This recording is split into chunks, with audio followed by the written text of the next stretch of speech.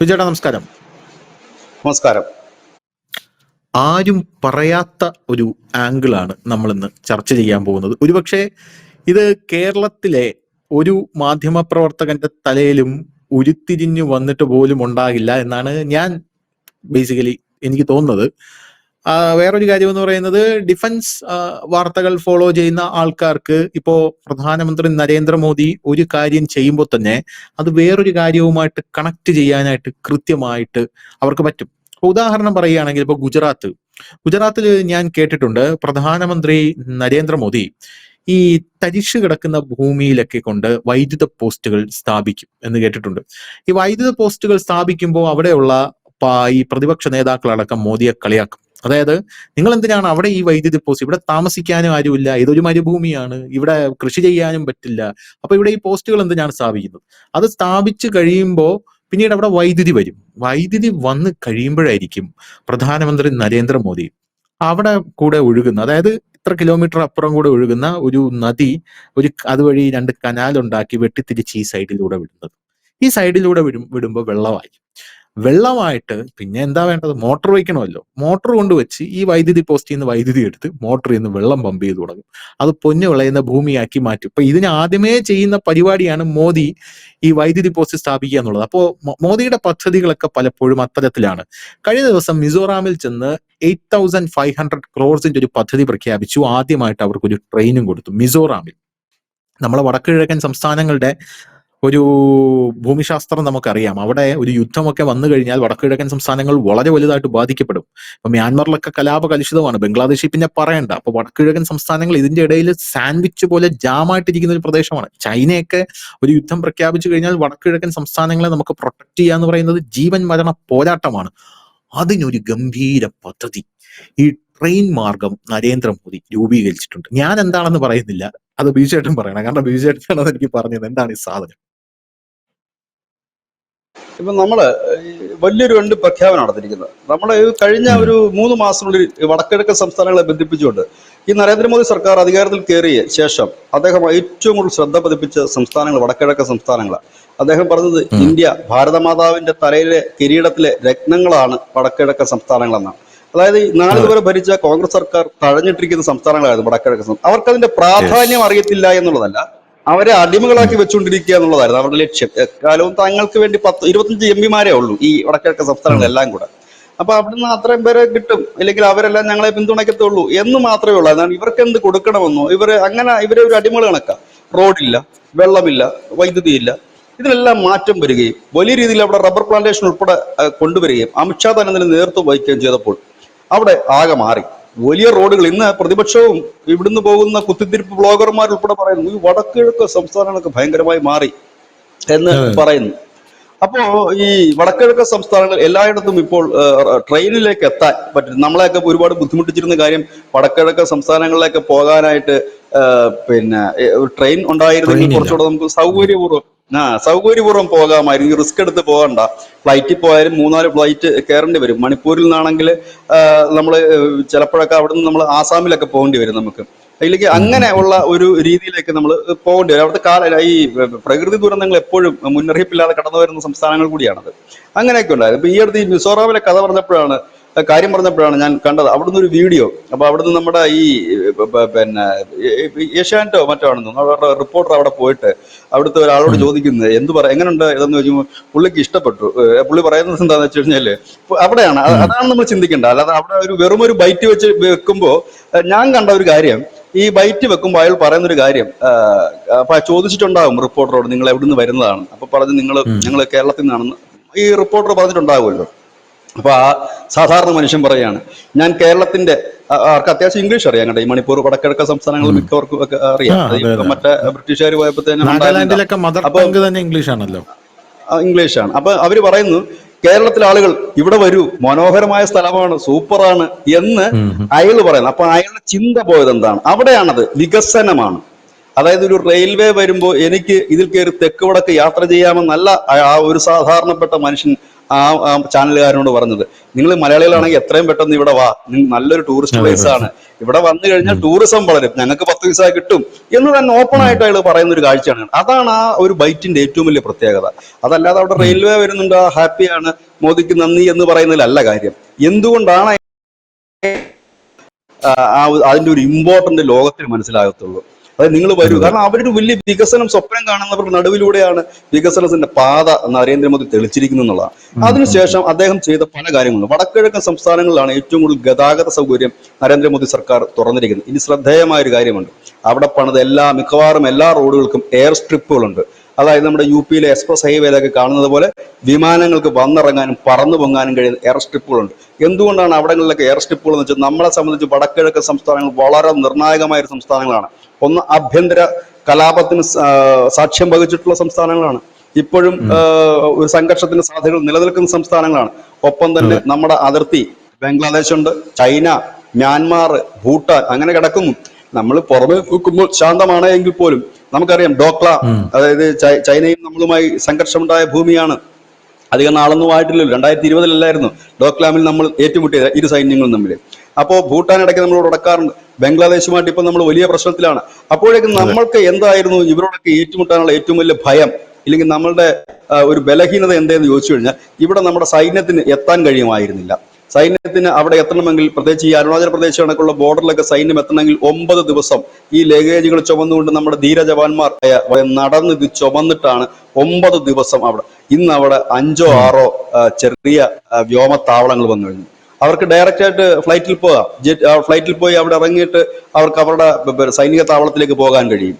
അപ്പോൾ ആ രീതിയിലേക്ക് ഇന്നത് മാറി. ഇപ്പോഴേക്ക് എന്ത് പറ്റി, ഇന്നിപ്പോൾ നമ്മള് ധൈര്യമായി, നമുക്ക് അടി വന്നാൽ അടിക്കാം, ഇല്ലെങ്കിൽ പിടിച്ചെടുക്കാം എന്നുള്ള ഒരു ധൈര്യത്തിലേക്ക് നമ്മൾ നീങ്ങി. ഇതിന്റെ ഭാഗമായിട്ടാണ് ഇപ്പോൾ ചൈന പോലും ഒന്ന് ഒതുങ്ങി നിൽക്കുന്നത്, പഴയ ഇന്ത്യ അല്ലാത്തത് കൊണ്ടാണ്. പണ്ട് കാലത്ത് നമുക്കൊന്നും അവിടെ ഇല്ലായിരുന്നു. ഈ അരുണാചൽ പ്രദേശിന്റെ പല ഭാഗങ്ങളും ചൈനയ്ക്ക് തീരെഴുതി കൊടുത്ത ഭരണാധികാരികൾ ഈ രാജ്യത്തുണ്ടായിരുന്നു. അവരൊക്കെ ഇപ്പൊ കുറ്റം മോദിയുടെ തലയ്ക്ക് വെച്ചിട്ടായിരിക്കും, പക്ഷെ അതൊക്കെ ചീറ്റിപ്പോയി. സുപ്രീം കോടതി തന്നെ എടുത്ത് ഉടുത്തു വിട്ടു. സുപ്രീം കോടതി വെച്ച് നിനക്ക് അറിയാം, നിന്റെ കയ്യിലുണ്ടോ രേഖ എന്ന് വെച്ച്. ഒന്നുമില്ലായിരുന്നു, ഈ ആകെയുള്ള ഈ രേഖയാണെന്ന് പറഞ്ഞിട്ട് ഓടി. പിന്നെ പുള്ളിക്ക് മാപ്പ് പറഞ്ഞ ശീലമായതുകൊണ്ട് അദ്ദേഹം ആ വഴി അങ്ങ് പോയി. ഏതായാലും അതിനുശേഷമാണ് ഈ ഇപ്പോൾ ഭൂട്ടാന്റെ, നേരത്തെ നമ്മൾ കണ്ടു മ്യാൻമാറിന്റെ ബോർഡറിലേക്ക് നമ്മളൊരു വലിയ റെയിൽവേ പദ്ധതി കൊണ്ടുവന്നിരുന്നു, മ്യാൻമാറുമായി നമ്മൾ ബന്ധിപ്പിച്ചു. ഇതെല്ലാം വരുന്നത് 2 രാജ്യങ്ങളാണ് നമ്മൾ പ്രധാനമായി ലക്ഷ്യം വെക്കുന്നത്, ഒന്ന് ബംഗ്ലാദേശും മറ്റൊന്ന് ചൈനയും. ഈ വടക്കിഴക്കൻ സംസ്ഥാനങ്ങൾ വഴി നമ്മൾ അടുത്ത രാജ്യങ്ങളിലേക്കാണ് കയറുന്നത്. അതായത് നമ്മളുടെ ചിക്കൻ നെക്ക് ലക്ഷ്യം വെച്ചുകൊണ്ടാണ് ഇപ്പോൾ നരേന്ദ്രമോദിയുടെ പുതിയ റെയിൽ പദ്ധതി. 3 വർഷം കൊണ്ട് പൂർത്തിയാകുന്ന റെയിൽ പദ്ധതിയാണ്. 2 റെയിൽ പദ്ധതിയാണ്. ഒന്ന് അവിടെ നിന്ന് നേരിട്ട് ഭൂട്ടാനിലേക്ക്, അവിടെ അത് ആസാമിൽ നിന്ന് ഭൂട്ടാനിലേക്കും, അവിടെ നിന്ന് തിരിച്ച് അത് നമ്മുടെ വെസ്റ്റ് ബംഗാളിലേക്കും തിരിച്ച്, അതായത് ചിക്കൻ നെക്കിനെ ചുറ്റിക്കൊണ്ടാണ് ഈ റെയിൽവേ പോകുന്നത്. ശരിക്കും പറഞ്ഞാൽ ഒറ്റ നോട്ടത്തിൽ കാണുമ്പോൾ സാധാരണപ്പെട്ടവർക്ക് ഈ വാർത്ത കാണുമ്പോൾ എന്ത് തോന്നുന്നു അറിയാവോ? വളരെ ഈസിയാണ് സംഭവം. ഒരു ടൂറിസം വികസിക്കുന്നു, നമ്മുടെ വികസനം, അവിടെ നിന്നുള്ള ആളുകൾ ഇങ്ങോട്ട് വരുന്നു, ഇവിടുന്ന് അങ്ങോട്ട് പോകുന്നു. അങ്ങനെയാണല്ലോ നമ്മൾ റെയിൽവേ കരുതുന്നത്. പക്ഷെ കുറച്ച് ദിവസം മുമ്പ് ഇന്ത്യൻ സേന ഒരു വലിയ പരീക്ഷണം നടത്തി, വലിയ വാർത്തയായിരുന്നു. എന്തായിരുന്നു ആ വാർത്ത? ട്രെയിനിൽ നിന്ന് വിക്ഷേപിക്കാൻ കഴിയുന്ന മിസൈൽ നമ്മൾ പരീക്ഷിച്ചു. 2000 റേഞ്ച് വരുന്ന ഒരു അഗ്നി എന്ന് പറയുന്ന മിസൈൽ നമ്മൾ പരീക്ഷിച്ചു ട്രെയിനിൽ നിന്ന്. ലോകത്ത് തന്നെ ആദ്യമായിട്ടാണ് ഒരു രാജ്യം ട്രെയിനിൽ നിന്ന് ഇത് വിക്ഷേപിക്കുന്നത്. അവിടെയാണ് ഇന്ത്യൻ റെയിൽവേ വടക്കിഴക്കൻ സംസ്ഥാനങ്ങളും കടന്ന് അടുത്ത രാജ്യത്തേക്ക് റെയിൽ സ്ഥാപിക്കുമ്പോൾ സംഭവിക്കുന്നത്. അതായത് ചിക്കൻ നെക്കിനെ വളഞ്ഞ് ഇന്ത്യൻ റെയിൽവേ വന്നു കഴിയുന്നു എന്നുള്ളതാണ് ഇതിന്റെ ഏറ്റവും വലിയ പ്രത്യേകത. ഈ ചിക്കൻ നെക്കാണല്ലോ പിടിച്ചെടുക്കുമെന്ന് ബംഗ്ലാദേശ് പറയുന്നത്.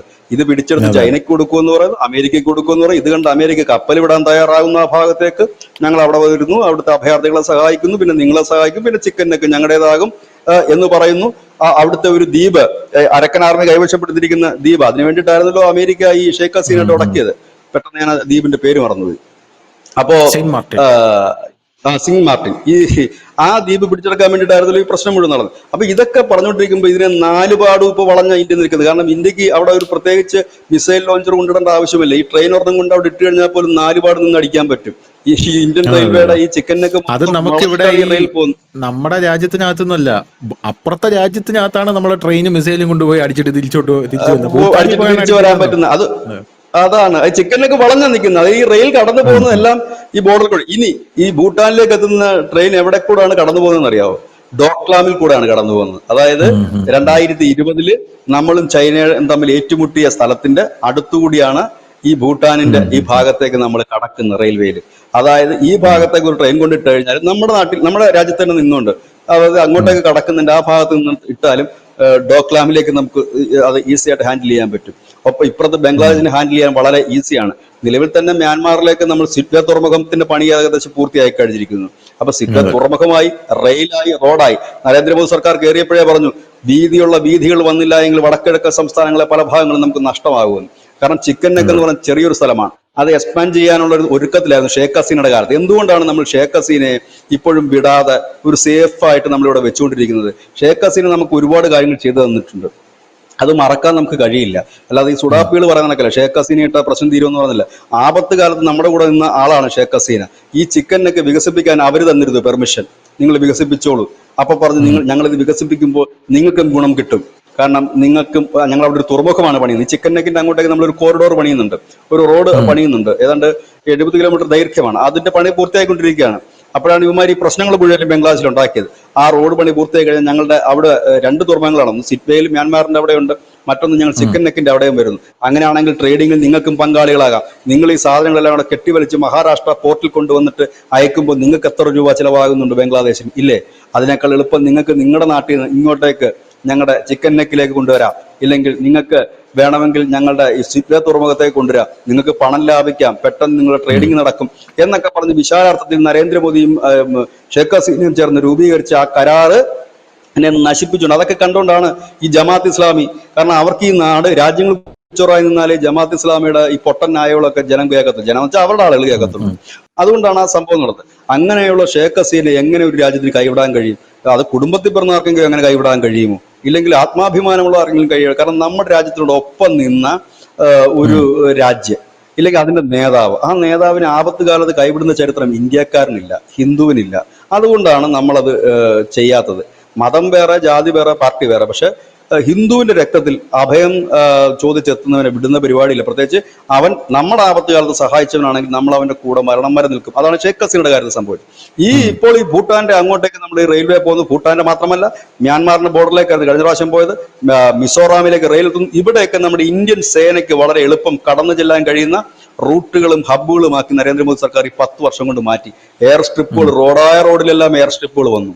ഒപ്പം തന്നെ അതുകൊണ്ട് ഹെലികോപ്റ്ററുകൾക്കും യുദ്ധവിമാനങ്ങൾക്കും പറന്നിറങ്ങാൻ കഴിയും. രണ്ടാമത് റെയിൽ ഗതാഗതം വടക്കിഴക്കൻ സംസ്ഥാനങ്ങളിലും ഭൂട്ടാനിലും മ്യാൻമാറിലും ഒക്കെ എത്തുമ്പോൾ നമ്മൾ ഈ ട്രെയിനിൽ പരീക്ഷിച്ച മിസൈൽ വെറുതെ അല്ല എന്ന് ഇവിടെ നമുക്ക് മനസ്സിലാവും. ഇതാണ് ധനുഷ എനിക്ക് തോന്നുന്നു തുടക്കത്തിൽ സൂചിപ്പിച്ചത്. ഈ ഡിഫൻസ് ന്യൂസുകൾ വായിക്കുന്നവർക്ക് ഇത്തരം വാർത്തകൾ കാണുമ്പോൾ നമ്മൾ ഈ പറയുന്ന കാര്യങ്ങൾ തലയിൽ മിന്നുമെന്ന്. ഇതാണ് ഇതിന്റെ കറക്റ്റ് കാര്യം. ഇത് മറ്റു രാജ്യങ്ങൾക്ക് മനസ്സിലാകും. ഒരുപക്ഷെ നമ്മൾ ഇതിനകത്ത് 2 ആംഗിൾ കാണാം. ഒരു ആംഗിൾ വളരെ സോഫ്റ്റ് ആയിട്ടുള്ള ഒന്നാണ്, യാത്രക്കാർക്ക് പോകാമല്ലോ, ഭൂട്ടാൻ കാണാമല്ലോ, അല്ലെങ്കിൽ സെക്കൻഡ് ഹാൻഡ് കാറുകൾ ഇറക്കാൻ പറ്റുമല്ലോ എന്നൊക്കെ ആയിരിക്കും ആളുകൾ ചിലപ്പോൾ ചിന്തിക്കുന്നത്. പക്ഷെ ഇവിടെ കഥ അതല്ല. ഇതാണ് അതിന്റെ റിയാലിറ്റി. ഇതും കൂടെ നമ്മൾ കാണണം. കാരണം സുരക്ഷയാണ്, വികസനത്തോടൊപ്പം സുരക്ഷ കൂടിയുണ്ട്. ഏതായാലും വലിയ മികച്ച ഒരു നീക്കം എന്ന് തോന്നുന്നു. എനിക്ക് തോന്നുന്നു നമ്മുടെ മാധ്യമങ്ങൾ വലിയ പ്രാധാന്യത്തോടെ ഇത് നൽകാത്ത ഒരു വാർത്ത കൂടിയാണ്.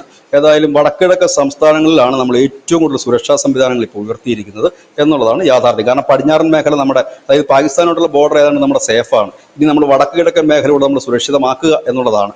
ഒരുപക്ഷെ ഭാവിയിൽ ഒരു യുദ്ധമൊക്കെ ഉണ്ടായി കഴിഞ്ഞാൽ, ഇപ്പൊ ബംഗ്ലാദേശിന്റെ അനക്കമൊന്നും വലുതായിട്ട് ഇന്ത്യക്കെതിരെ കാണുന്നില്ലല്ലോ. കഴിഞ്ഞ ദിവസം കണ്ടൊരു ജമാഅത്ത് ഇസ്ലാമിക്കാരൻ ഭീഷണി ഒഴിച്ച് വേറെ ഒന്നും ഇപ്പൊ കാണുന്നില്ല. ഇതൊക്കെയാണ് ഇപ്പോഴത്തെ സിറ്റുവേഷൻ. കാരണം ബംഗ്ലാദേശൊക്കെ ഇനി ഒരു യുദ്ധം ഉണ്ടായി കഴിഞ്ഞാൽ അവിടെ നിന്നുള്ള ഭീകരാക്രമണമോ ഇല്ലെങ്കിൽ ബംഗ്ലാദേശിന്റെ ഒരു വിഭാഗമോ ഒക്കെ തന്നെ എതിർത്ത് വരാനുള്ള സാധ്യതകൾ കൂടുതലാണ്. പിന്നെ ചൈനയെ നമുക്കധികം നമ്പാൻ കഴിയുന്ന ഒരു രാജ്യമല്ലല്ലോ.